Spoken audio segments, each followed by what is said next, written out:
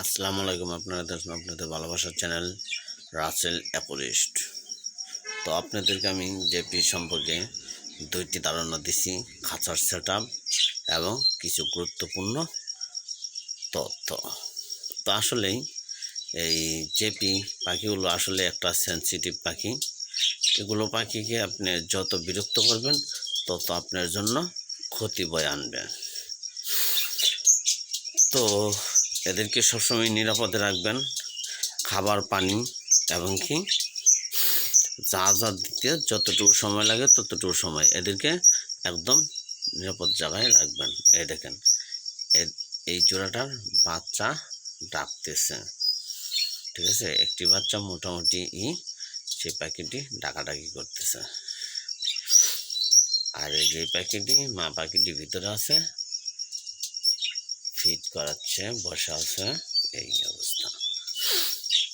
এই দেখেন ফিট করাচ্ছে, মানে মাদিটাকে ফিট করছে, পরে এই ফিমেল পাখিটাই মানে মাদি পাখিটাই এই যে দেখছেন ফিটিং করাচ্ছে, পরে গিয়ে এই যে বাচ্চাদেরকে খাওয়াবে।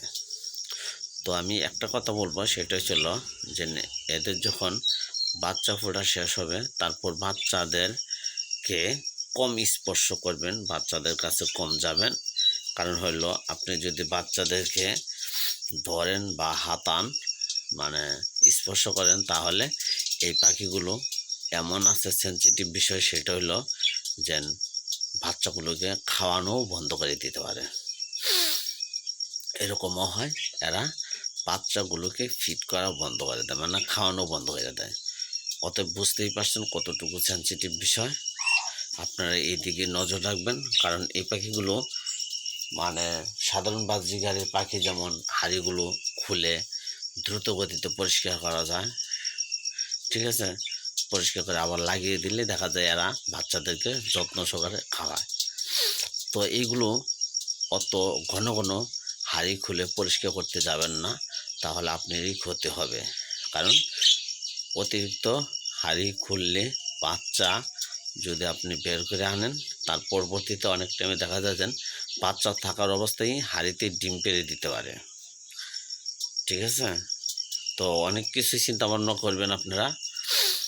তো এই বিষয়গুলো নজর রাখবেন, বাচ্চা হওয়ার পরে এদেরকে ডিস্টার্ব করবেন না এবং হাড়ি বারবার খুলে পরিষ্কার করতে যাবেন না, ঠিক আছে। হাড়ি কমপক্ষে 1 সপ্তাহ বা 15 দিন পরে এই দেখেন পানি খেলো। আজকে অবশ্য আমি সকাল টাইমে পানি দিছি হলো কার্মিনা পানির সাথে কার্মিনা মিক্সড করে দিছে। এবং কি আপনাদেরকে বলবো আমি আস্তে আস্তে সব কিছুই, যে আসলে মেডিসিন কিভাবে কোনটা প্রয়োগ করা হয়। এই যে আমি আজকে কার্মিনার পানি দিছি এদেরকে, কারণ কার্মিনার পানি এমন একটা যে বাচ্চাদের বদ হজম হবে না কোনো সময়।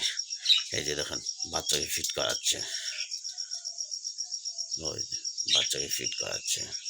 এই যে আমি কিন্তু ক্যামেরাটা অনেক দূর থেকে নিয়ে করছি, কারণ যাতে ডিস্টার্ব ফেল না করে।